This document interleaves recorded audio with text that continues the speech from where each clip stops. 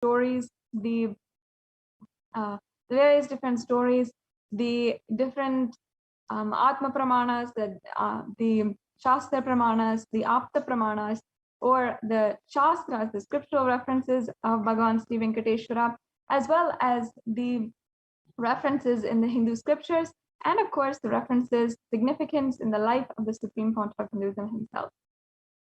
Venkateshwara is one of the most powerful modern day incarnations who happened in the Kali Yuga.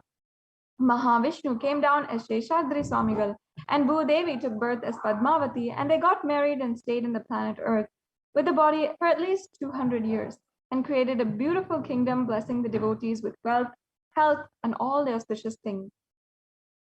He decided to stand in Tirumala, making himself available to all the devotees. Venkateshwara just became a deity. The very body, how he is standing, he just became the Archavatar. And the Archavatar means the incarnation in the form of the deity to receive all the worship and devotion of the devotees.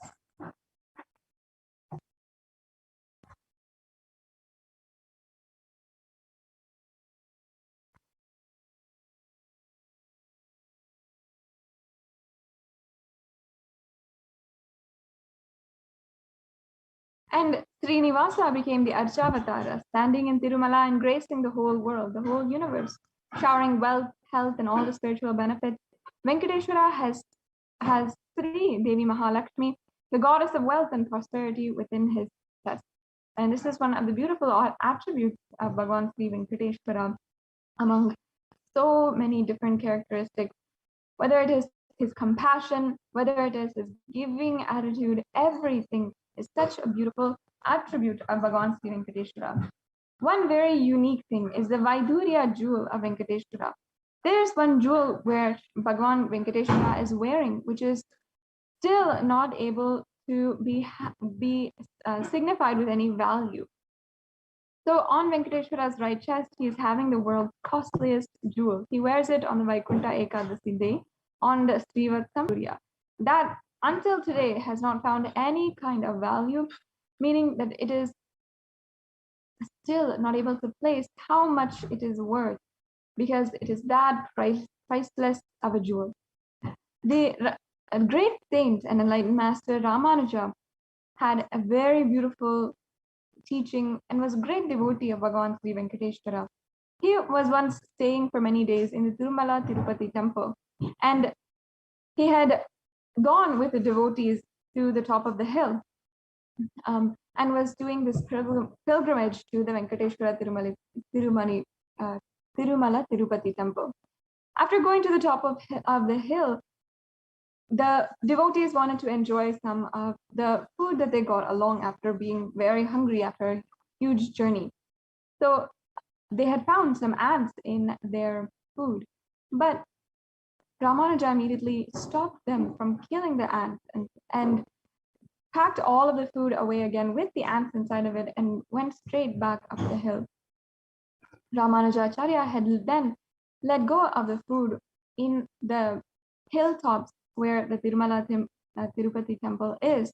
And he told the devotees, we don't know how many janmas all of these different ants had been waiting in order to receive the punya of Sri Venkateshwara.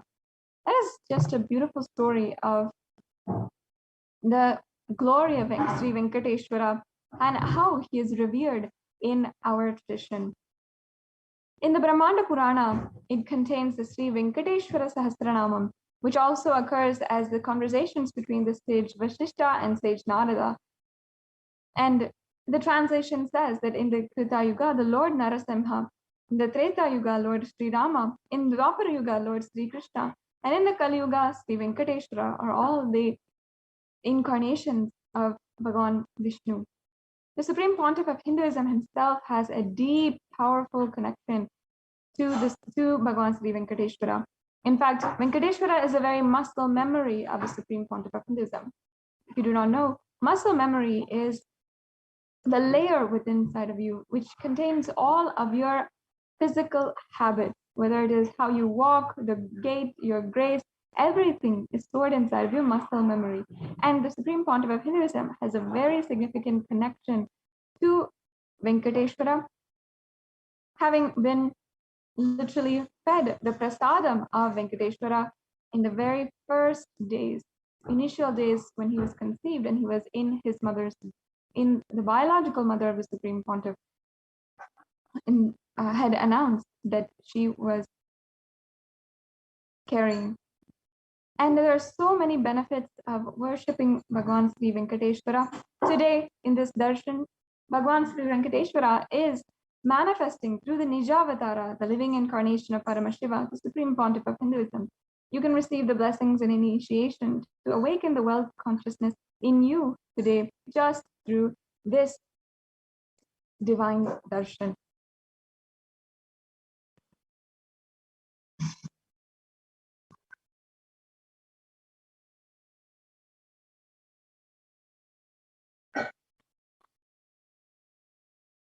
So now let us get into the concept of wealth in Sanatana Hindu Dharma.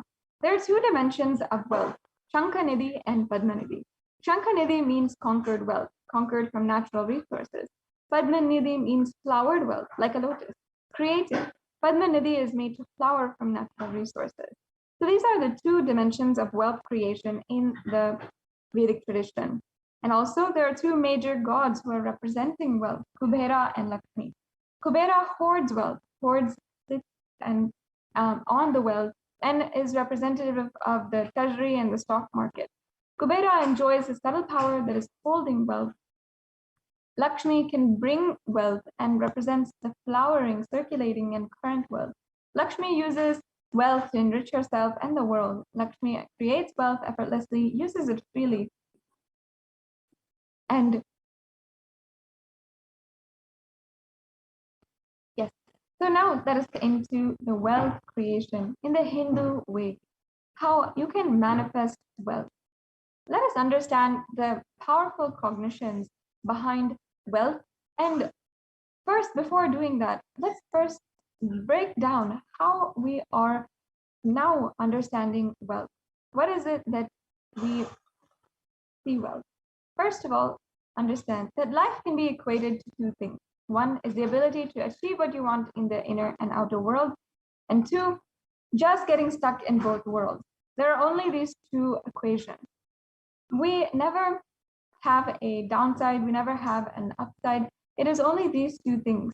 One is the ability to achieve what you want in the inner and the outer world, and two is just getting stuck, running riot, and not being able to be successful in either. Everybody wants wealth, but they do not increase the wealth and the life in them to the level that they want it. Wealth can be equated to the life energy you express. It is a straight question because as on now, a normal man has wealth as a first priority in life. So if you do not have wealth, don't blame anybody. You are not expressing life in you. Life energy is not happening in you. Well, this might be seeming harsh, that you might feel that you are having that life energy inside of you. Just take a few moments and see. For the amount of wealth that you feel that you want to have and the amount of activism in your life that you need to create that wealth, are we really aligning these two? Life energy itself is powerful and generate the wealth that you want. Creating wealth is an intrinsic part of your life. Krishna says very beautifully in the Gita, Gahano karmano gatihi, meaning the universe by its nature works, works, and works. If you have at least the goal of creating wealth, you will be creative. Your energy will be channeled properly. The first priority in life should be for moksha, and the second, until the enlightenment happens, it is creating wealth.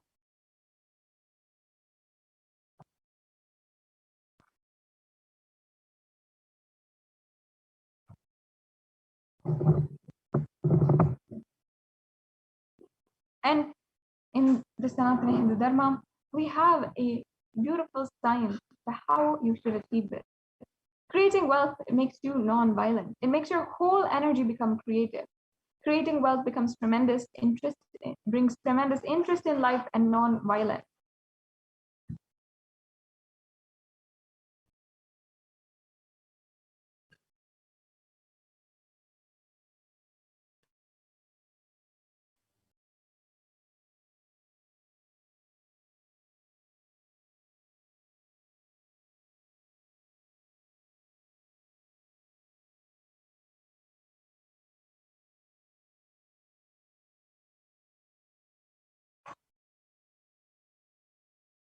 And wealth is not just an object or a thing to be achieved. Wealth is the very extension of you. Anything that adds to you is wealth. The quality of the health you enjoy, the state of your relationships, the fulfillment you experience in your career, your mental state, everything is wealth. Wealth is not just money or currency. First, money is one wealth. Second is currency, is another kind of wealth. The assets that you have, all of that is another kind of wealth. Being alive, having activism, and being a workaholic, being alive, energetic every single moment, that is also one wealth. All the four parts put together, everything, that is called wealth consciousness. Wealth consciousness means making a clear decision to break out of the myths and mental patterns that literally impoverish us and draw us again and again into a poverty cycle.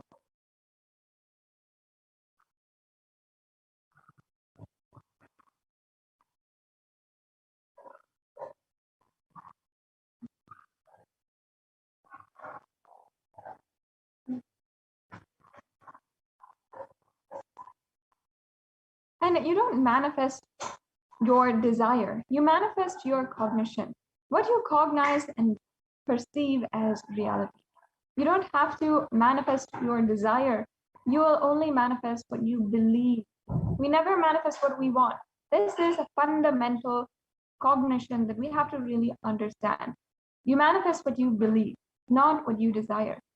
So deep inside of us, we have to change our fundamental belief. Many of us say, I really desire wealth, but deep down we believe that wealthy people are arrogant people, bad people.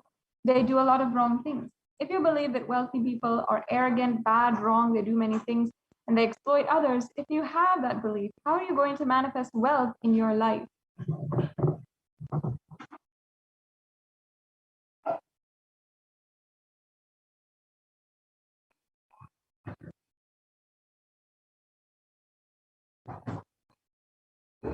And your perception is the material out of which your reality is made. Just like a fabric that you make clothes out of. The very fabric, if you have that, then you cannot complain later that you don't like the material. You have to change the fabric that is there in the first place.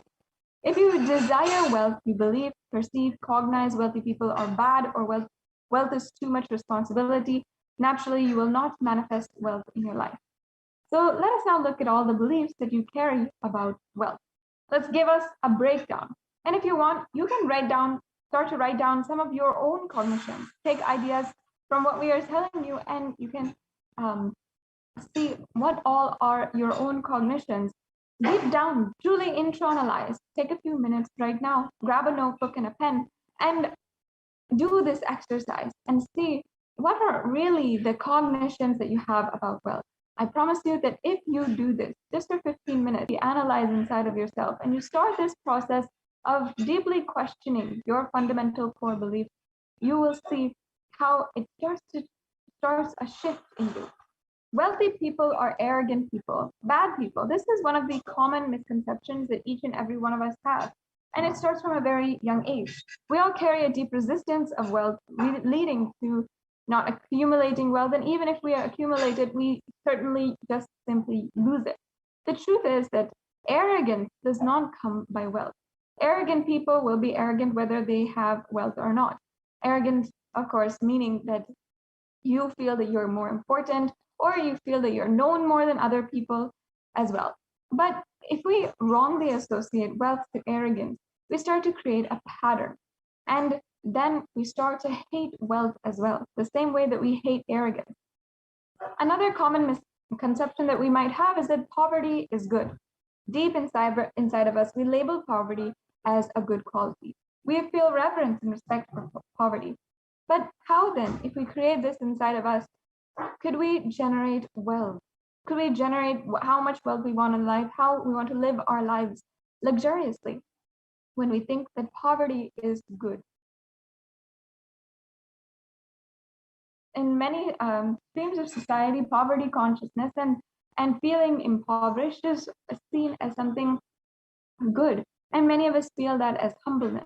But often our arrogance and attachment to that mentality makes us more and more more and more impoverished and helps and makes us suffer more and more in our life.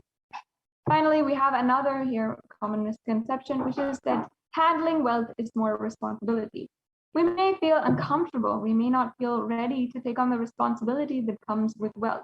We always see wealthy people have so many problems, have no time to do what they want. And that is always something that we have to break inside of us. Understand that we also sometimes even think that making money is a sin. The truth is that you have to create as much wealth as you can, celebrate it, share it. Wealth consciousness is a highly creative way of doing that. And some of us even think that you have to be worthy of it. Wealth serves those who are wealthy in their very consciousness. That is the fundamental truth. There is nothing about worth or not. In the whole universe itself, there is nothing worthy.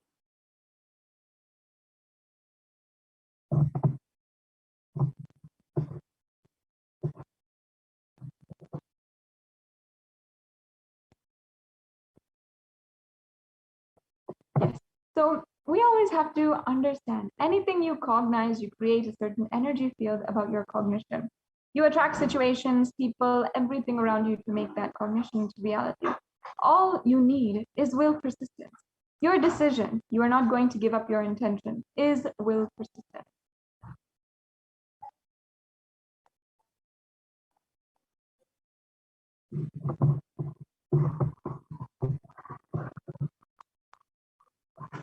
And your mental patterns goes on affecting you, but you always tell, I'm too busy to repair myself.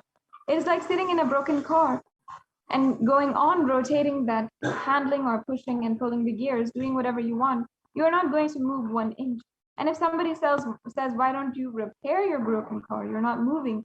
You think, oh, no, I am too busy to repair. I can't get down now and repair because I'm hurriedly going to someplace. Understand how ridiculous this sounds. You're sitting in a broken car. The first thing you have to do is get out, examine the situation, and fix it. You may be desiring wealth, but you may not be believing or perceiving and cognizing it as your possibility. The first and foremost important step we need to do is creating an energy field of attracting wealth.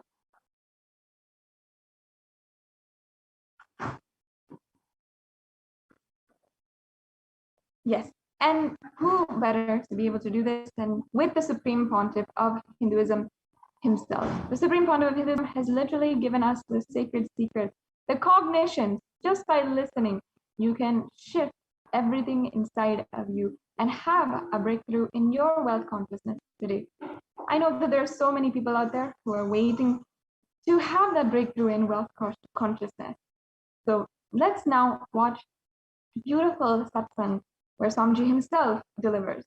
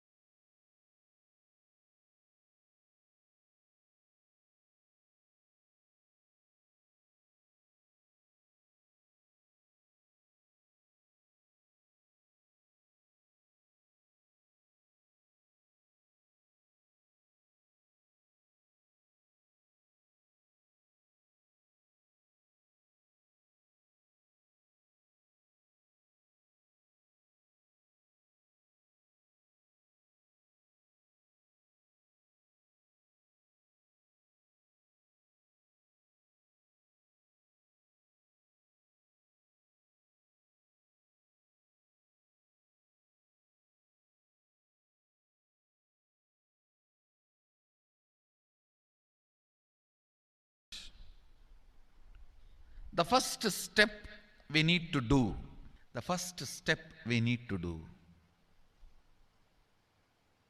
looking back, the gap between your desire and your cognitions, how you started perceiving wealth, money, how you started perceiving. The first step we need to do, first step we need to do, how I was introduced to money and looking back, interacting with money.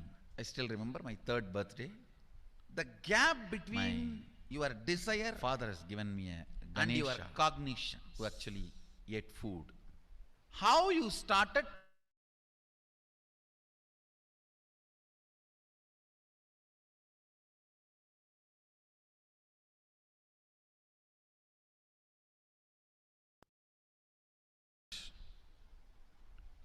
the first step we need to do, the first step we need to do, looking back, the gap between your desire and your cognitions, how you started perceiving wealth, money, how you started perceiving. I can tell you a small story. First time, how I was introduced to money and started interacting with money. I still remember my 3rd birthday. My father has given me a Ganesha, who actually ate food. If you have read my biography, you would have read the incident. If you are interested, you can go to YouTube, where I have narrated the whole story. I was given that Ganesha as a gift, and I was so curious and busy with playing with the deity. And then in Indian village we have a habit, all the family elders will give coins on the birthday as a gift to the kids. So I was sitting and playing with my Ganesha, and all the family elders came. I am supposed to bow down to them. It's a tradition. So I touch their feet and they will give money. A lot of money got collected. Must be some 70-80 rupees. In those days it's a big money, and for a kid it's a too big money. And it was too much of coins and notes, so my father helped me to pack the whole thing in a hand key. So I looked at him and asked, what should I do with this? He said, you can buy whatever you want.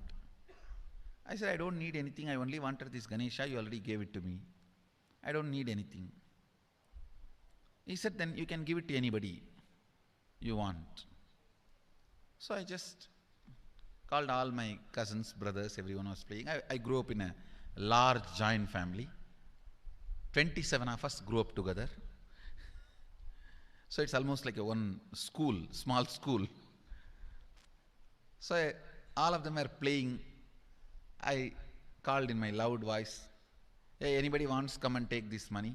I don't want it. So 4 or 5 kids were running, and my elder brother ran fast and took the whole thing, whole hand key. My father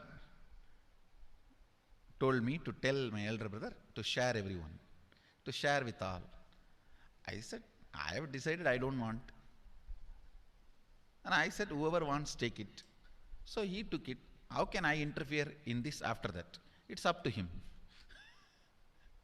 I will not even interfere, giving any further instruction to how they should share or who should share and all that. I said, I don't want.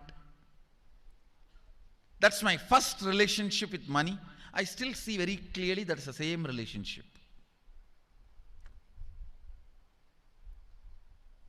Still I don't touch money. I don't handle. Never felt the need. Anyhow, I am not saying this should be your pattern or this should be your I am just giving you an example how I started relating with.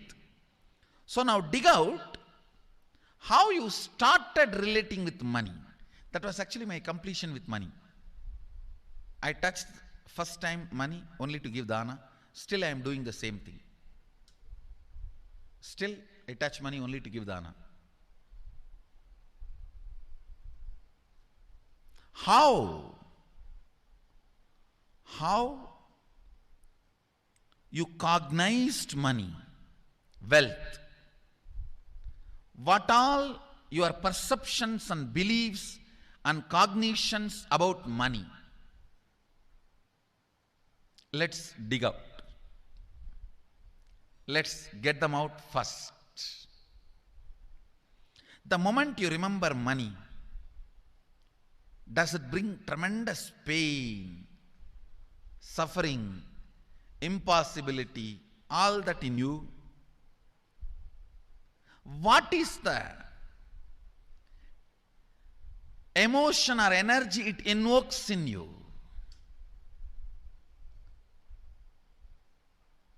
So put your pen to paper and just keep writing whatever comes to your mind. If you feel tortured, irritated, the moment you think of money, whatever you think, money is difficult, money is impossible, money is, unless you cheat, you can't get the money. Even if you cheat it, somebody will cheat from you. So much goes on inside you about money. Your incompletions with money. Just spend few minutes and let's dig out all the incompletions, mental patterns we have, perceptions, beliefs and cognitions we have about money. Listen, the first step we need to do now, cleaning up, completing these mental thought patterns, the incompletion patterns related to wealth, and stopping them from recurring. Please understand. Biggest problem is when you do not recognize something as a pattern, it continues to exist in you and recur. Please understand. Recurring. For example, today you remember, yes, I have a lot of incompletions and patterns. Incompletion means, let me define.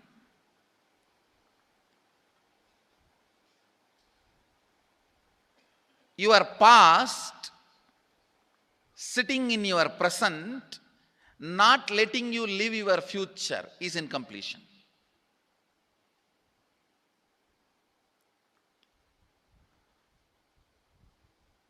It has no logic. Because you lost love of somebody, you decide never to love again. It has no logic.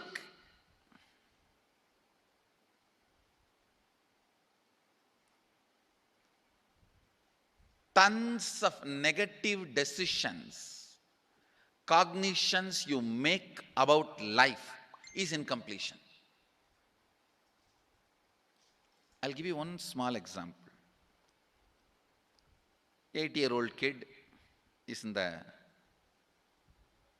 classroom. Teacher asks, who is the first Prime Minister of India? The kid jumps on the bench and shouts, Mahatma. Naturally, the whole class laughs because Mahatma Gandhi is not, neither is Mahatma nor he is first Prime Minister. Okay, that you leave it. When the whole class laughs, she decides never to come in the front, jump up and be active. Even after 50 years, if she becomes a CEO of a company, in the team meeting, she will be telling her ideas to somebody else and somebody else will be presenting. even if she is the head of the meeting, she will continue to suffer the decision she made at the age of 8. How many of you see this is happening even in your life in some form? That is what I call incompletion.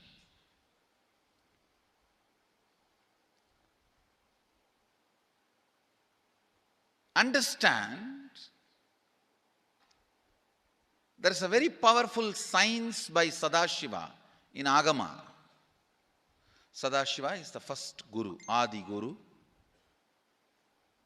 He explains in Agama, of course, the moment I utter this word, many will have many questions. What? Sadashiva? He was supposed to be God. Was he Guru? He was supposed to be energy. Was he teaching? Let me be very clear. He is the pure consciousness beyond time and space, but he also assumed form within the time and space. The formless came in form many times and taught the great spiritual truths to the world. We should not even use the word was. Is the right word.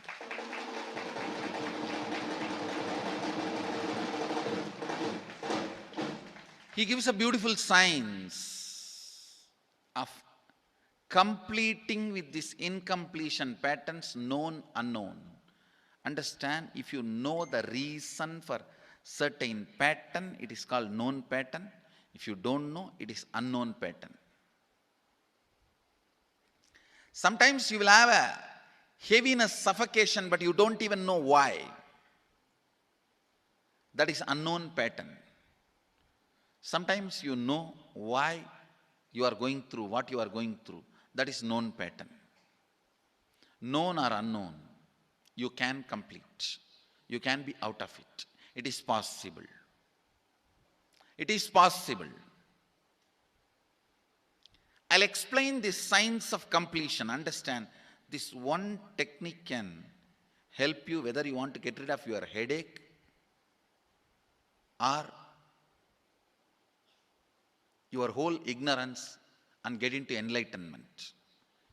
Whether you want as simple as healing your headache or as complicated as enlightenment.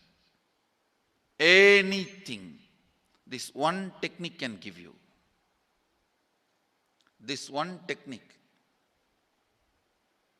it is a complete end-to-end, alpha to omega.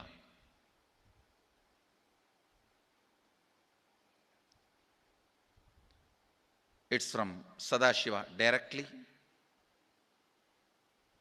In the Agama, 94th verse, 22nd technique. The chapter is called Shivajnanopanishad and also called as Vijnana Bhairava.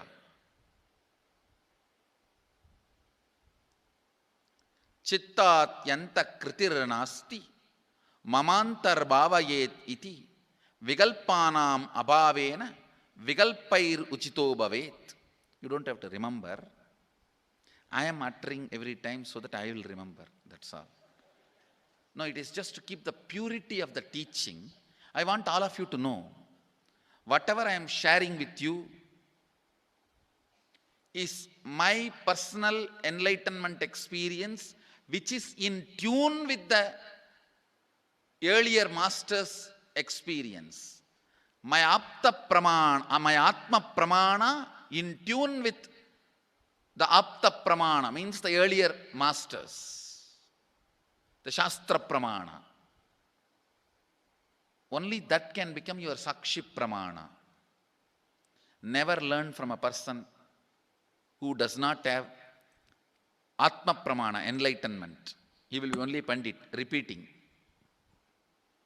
Same way, never learn from a person who claims yes, enlightenment, but does not keep his experience in tune with the Shastra Pramana and shares with you.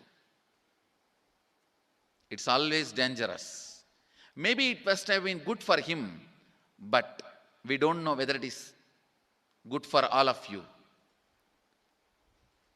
The Atmana should always be acid washed with Apta Pramana, Shastra Pramana. Only that can become Sakshi Pramana, experiential reality for you. Never learn from anybody who has only knowledge, not experience. Same way, never learn from somebody who claims having only experience and does not connect, purify, make it in tune with the Shastra and presents it to you. There is always a danger. If you don't bother about the Shastra Pramana, you may be having kakka biryani. Be careful. Listen. To keep the purity of the teachings, I keep the original Sanskrit verses. I'll give you the translation now. Consciously feel within the mind stuff of past memories of incompletion with its activities as mind, intellect and ego not existing in me. By contemplating this way in your inner space, disidentify from the past impressions and memories of completion. Put your active attention at the space of past happening. Relive these imagined impressions and memories of incompletion. Then the mind stop having fully ceased from its present characteristics of forming thought patterns and cognitions is complete. Thus you become complete and achieve the original space of complete completion. Listen. Now I will explain. I have read out the translation. I will explain what to do. Now you wrote many of the patterns, incompletions, thought currents you are having about money, ideas, cognitions you developed about money from the young age. Do only one thing. Just go back to that same age when the incidents happened in you, the cognition started building in you, the beliefs started building in you, the idea started building in you, the perception started building in you. Relive the same situation. I am not asking you just remember. Remembering means, for example, something happened at the age of 7 which is still hurting you about money. You asked 1 rupee from your uncle and he did not give, but he gave it to his son. It's still sitting and hurting. If now you are 47, this happened 7. You being 47-year-old person and remembering what happened at the age of 7 is remembering. Forget you are 47. Forget who you are now. You may be having millions. Just become that 7-year-old who asked and did not receive. For you that 1 rupee must have been almost life. I have seen people, they develop even wheezing when they were not given as simple as a chocolate or friend or family or brother. I've seen. Because for a child, it may be life. Just go back, forget who you are now. Become that person. When that incident happened, relive. Just see what has happened at that time. You will see many of the unknown, suppressed emotions will break. And I tell you, many diseases will be healed. I have seen people walking out of tumors, cancers, asthma, wheezing, just by completion. Because Many of your diseases have their roots in some of the incompletions of the past. When you relive, many pain parts in you breaks. Pain bodies collapse. The pain patterns melt down, which completes many other issues which you don't even remember. I have seen when people do completion, to complete the wealth related incompletions, suddenly they get into health, because the same incompletions which created wealth issues only were creating health issues. When they melt down, people become free even from both. Listen carefully. I'll repeat once more. Now you would have written so many patterns, incompletions, thought currents, ideas, cognitions. Take few minutes. Go back to each incident, each pain, each hurting. Relive,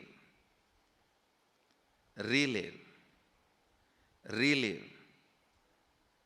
Don't justify what happened. Don't try to console yourself. No consolation will work. No justification will work. Neither help others nor try to help yourself. Just relive. I've seen when somebody has tears, others try to console. No, relax. You are not more compassionate than me. Let me do that job. You don't interfere in my job. Let you just go through. Even you don't try to console yourself. That is not going to work. If something has to break inside, let it break. It's okay. When you relive, the powerlessness, incompletion, loses power over you. I'll guide you step by step. And I commit with you, I'll lead you all to completion.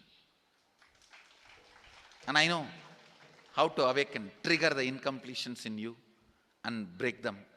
Help you to relive and relieve. I am supporting all of you. Have courage. Let's clean up.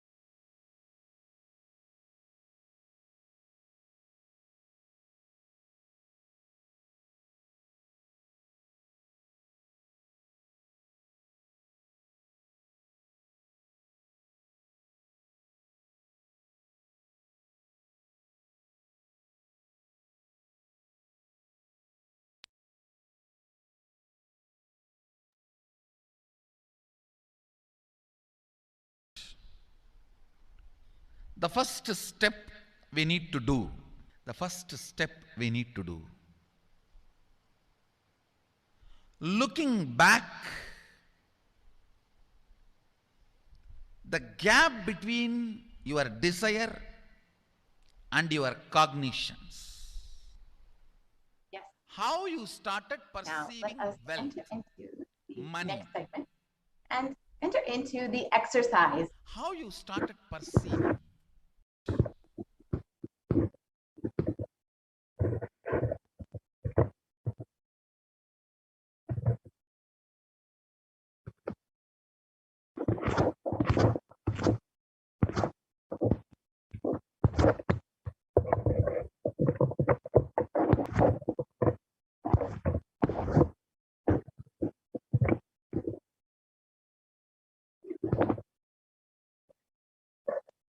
Sorry for the technical glitch.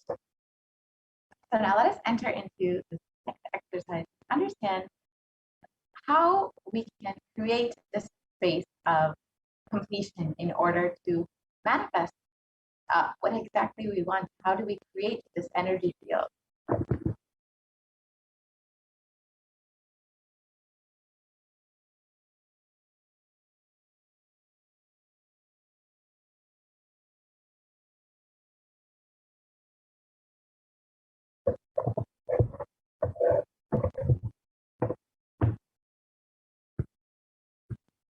Yeah, so we can go ahead and do the exercise. All of the incompletions and patterns you carry about wealth and create a right space, a powerful magnetic energy center in you to attract wealth, situations, and people that support you to create wealth like magnetic energy center for manifesting wealth the way that you want. So let us first complete with all our incompletions. Well, dig out all of the incompletions about making money or about saving money, whatever the incompletions may be. Just start digging out whatever incompletions, incomplete cognition. Keep writing whatever comes to your mind the moment you remember money. Does it bring tremendous pain, suffering, impossibility? All of that in you. What is the emotion or energy it invokes in you? The moment you think of money, whatever you feel and think, money is difficult, money is impossible. Unless you cheat, you can't get money. Even if you cheat, somebody will cheat from you. So much goes on inside of you about money, your incompletions with money. Just spend a few minutes now. Let's dig out all of those incompletions, the beliefs, the mental patterns that we have, the perceptions, the cognitions that we have about money. So let us spend the next 5 minutes digging out all of our incompletions about money, about wealth, and write them all down right now.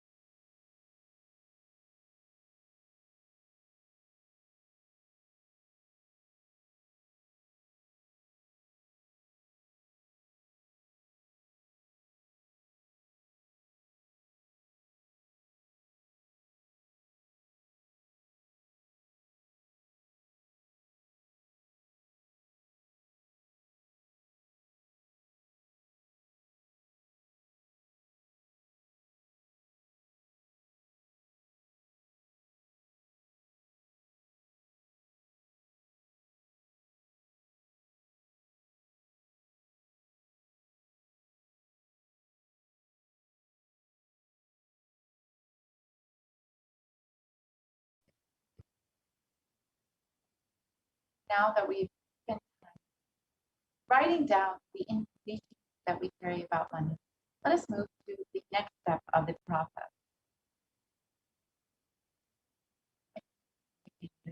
Slide, please.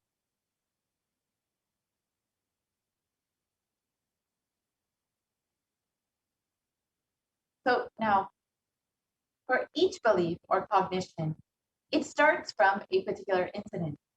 Identify those incidents when the wrong belief or incompletion began inside of you, whether it was about whether you feel that you can't earn money or that you can only cheat and have money, whatever the incompletion that you carry about wealth is, dig out the incident from the root incident from which that cognition has built, and relive and relieve each of those incidents.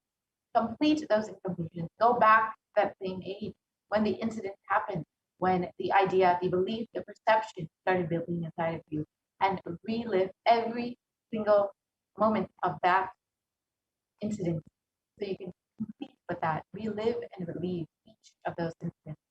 So spend some time now identifying those incidents and reliving and relieving those incidents. Whether you were 7 years old or 5 years old, whatever age you were when that incompletion began inside of you, relive that same incident and exactly as you were when you were 5, when you were 7, whatever age you may have been, and complete each of these incidents. So now let's spend the next 5 minutes doing that.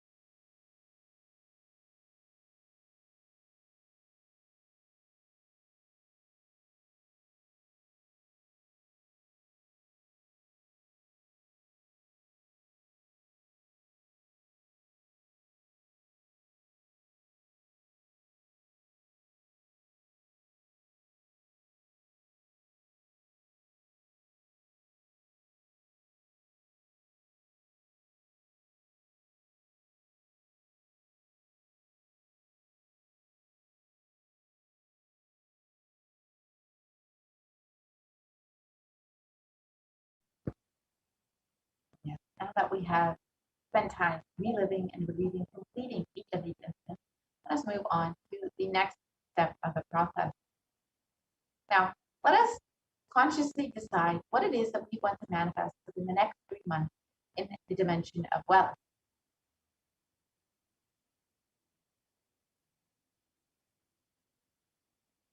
So write down clearly what it is that what is your intention? What is it that you want to manifest in the next 3 months in the field of wealth? Whether you think as well, whatever you think as well, maybe money as well, currency, a person as a wealth for your life, situations as wealth for your life, or for some, being active is a wealth. People feel even extraordinary powers as their wealth. So whatever you consider as your wealth, whatever that you want to manifest, attract in the next 3 months. Please pen those down now.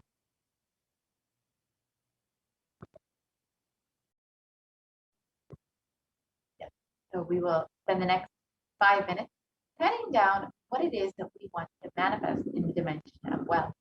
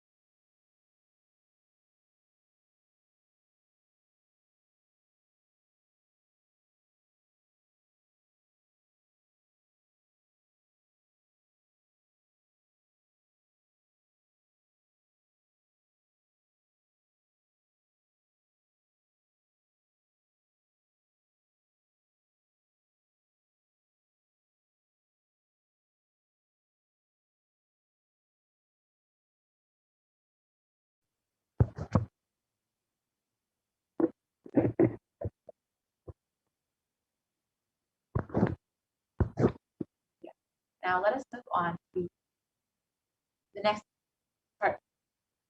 Let us understand exactly how we can manifest what it is that we want to manifest in the next 3 months.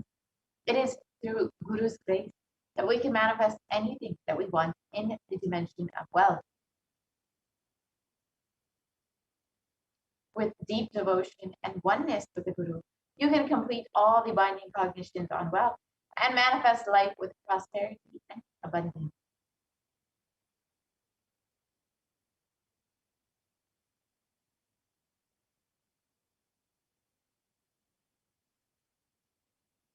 In the Guru Gita, it describes the Guru. The syllable Guru is darkness and the syllable Guru is said to be light. There is no doubt that the Guru is indeed the supreme knowledge that swallows the darkness of ignorance.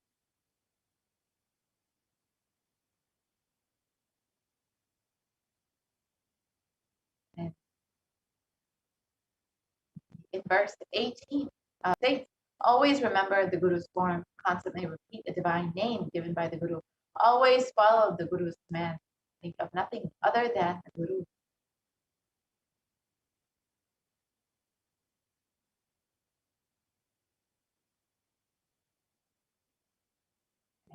Verse 11 states, out of compassion for you, I shall tell you how the embodied soul becomes Brahman, having been purified of all sins by serving the feet of the Guru. So you can see the greatness of just worshipping the Guru's feet. So who is a Guru? The Guru is not a vyakti, a person, as you imagine. He is a tattva, a principle. He is simply a physical representation of the divine. In the Vedic tradition, the spiritual teacher, the Guru, is said to be more important than God. God is always and everywhere, but it is the Guru who opens the disciples' eyes to the existence of God. Guru is the doorway to one's own experience of divine.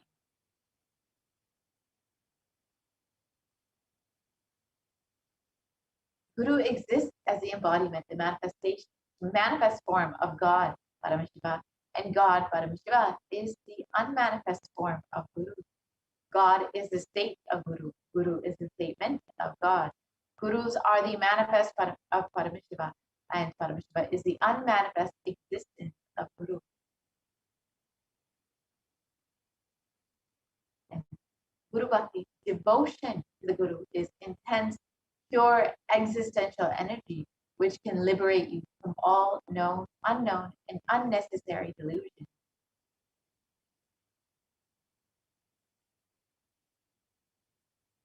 So just worshiping the feet of the Guru is enough to liberate you from all of your incompletion with wealth and help you manifest what it is that you want in the dimension of wealth. So in the coming segments, we will understand how to offer our love and gratitude to the Guru through the various offerings.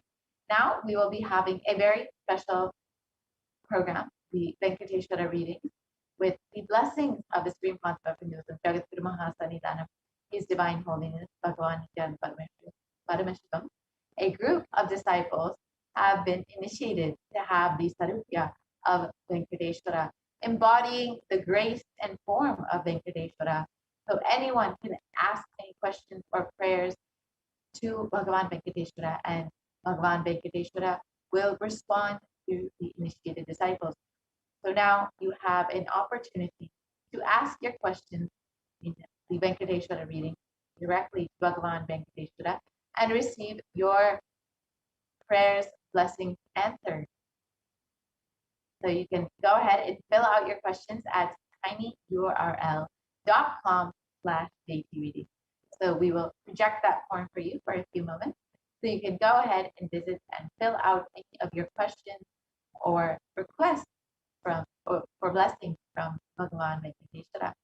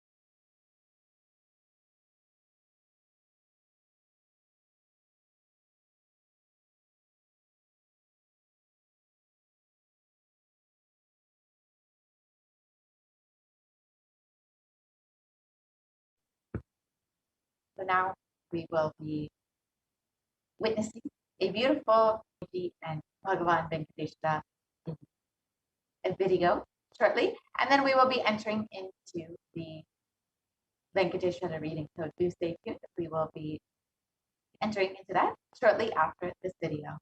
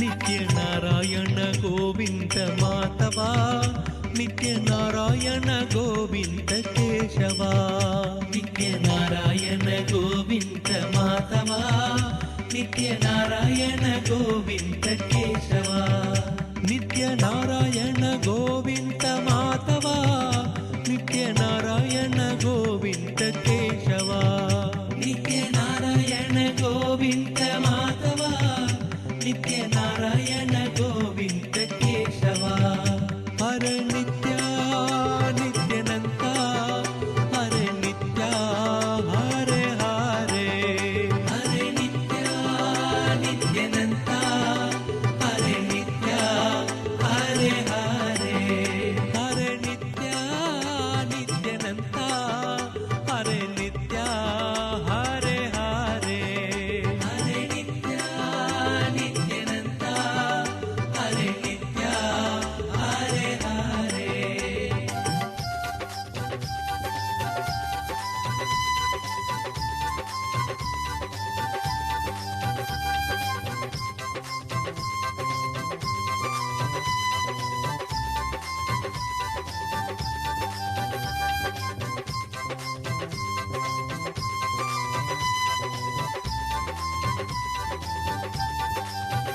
नित्यनारायण Govind Madhava नित्यनारायण Govind केशवा नित्यनारायण गोविन्द माधवा नित्यनारायण गोविन्द केशवा नित्यनारायण गोविन्द माधवा नित्यनारायण गोविन्द केशवा नित्यनारायण गोविन्द माधवा नित्यनारायण गोविन्द केशवा हरे नित्या नित्यानन्दा हरे नित्या हरे हरे हरे नित्या नित्यानन्दा हरे नित्या हरे हरे हरे नित्या नित्यानन्दा हरे नित्या हरे हरे हरे नित्या नित्यानन्दा हरे नित्या हरे हरे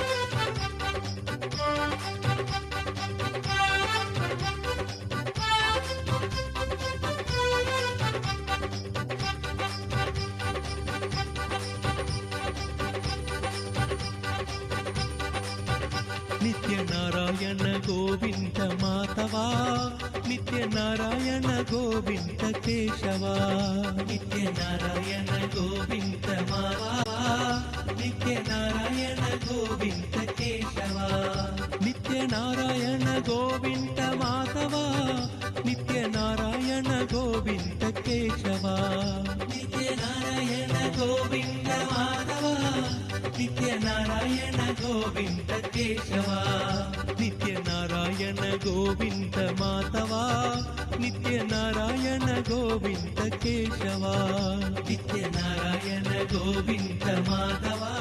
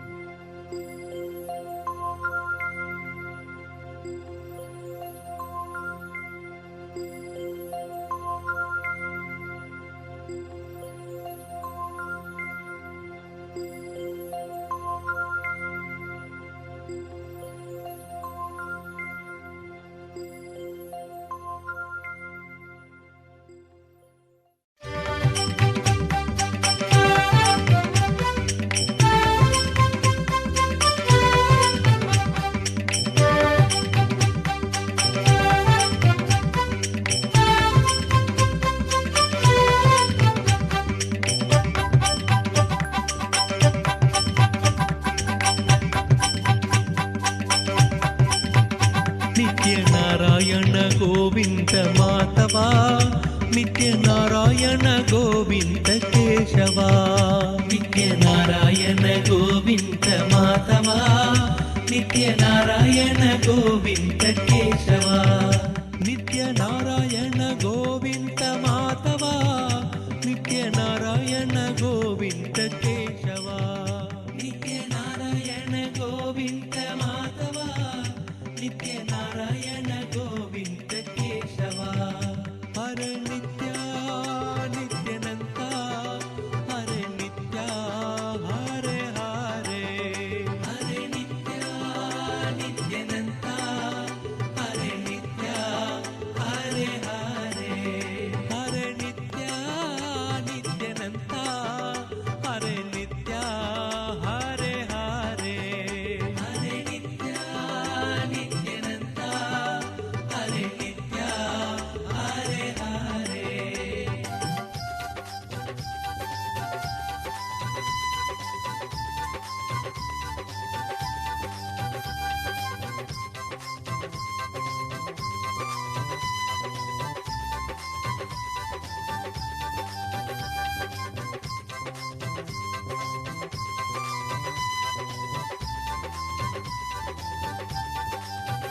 ನಿತ್ಯ ನಾರಾಯಣ ಗೋವಿಂದ ಮಾಧವ ನಿತ್ಯ ನಾರಾಯಣ ಗೋವಿಂದ ಕೇಶವ. ನಿತ್ಯ ನಾರಾಯಣ ಗೋವಿಂದ ಮಾಧವ ನಿತ್ಯ ನಾರಾಯಣ ಗೋವಿಂದ ಕೇಶವ. ನಿತ್ಯ ನಾರಾಯಣ ಗೋವಿಂದ ಮಾಧವ ನಿತ್ಯ ನಾರಾಯಣ ಗೋವಿಂದ ಕೇಶವ. ನಿತ್ಯ ನಾರಾಯಣ ಗೋವಿಂದ ಮಾಧವ ನಿತ್ಯ ನಾರಾಯಣ ಗೋವಿಂದ ಕೇಶವ. ಹರೆ ನಿತ್ಯ ನಿತ್ಯನಂತ ಹರೆ ಹರೆ. ಹರೆ ನಿತ್ಯ ನಿತ್ಯನಂತ ಹರೆ ನಿತ್ಯ ಹರೆ ಹರೆ. ಹರೆ ನಿತ್ಯ ನಿತ್ಯನಂತ ಹರೆ ನಿತ್ಯ ಹರೆ ಹರೆ. ಹರೆ ನಿತ್ಯ ನಿತ್ಯನಂತ ಹರೆ ನಿತ್ಯ ಹರೆ ಹರೆ.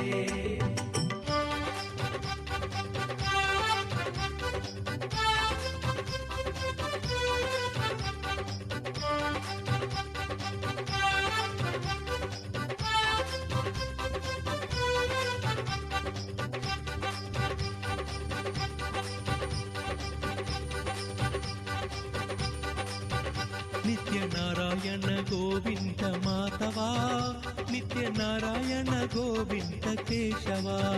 ನಿತ್ಯ ನಾರಾಯಣ ಗೋವಿಂದ ಮಾಧವ ನಿತ್ಯ ನಾರಾಯಣ ಗೋವಿಂದ ಕೇಶವ.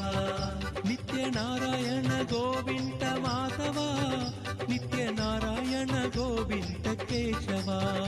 ನಿತ್ಯ ನಾರಾಯಣ ಗೋವಿಂದ ಮಾಧವ ನಿತ್ಯ ನಾರಾಯಣ ಗೋವಿಂದ ಕೇಶವ. ನಿತ್ಯ ನಾರಾಯಣ ಗೋವಿಂದ ಮಾಧವ ನಿತ್ಯ ನಾರಾಯಣ ಗೋವಿಂದ ಕೇಶವ. ನಿತ್ಯ ನಾರಾಯಣ ಗೋವಿಂದ ಮಾಧವ.